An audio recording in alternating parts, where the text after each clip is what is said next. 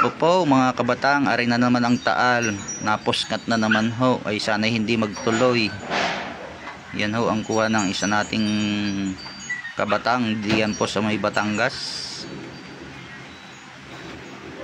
So magpray po tayo mga kabatang na sana hindi ho magtuloy ang Taal Volcano sa kanyang pag-alboroto.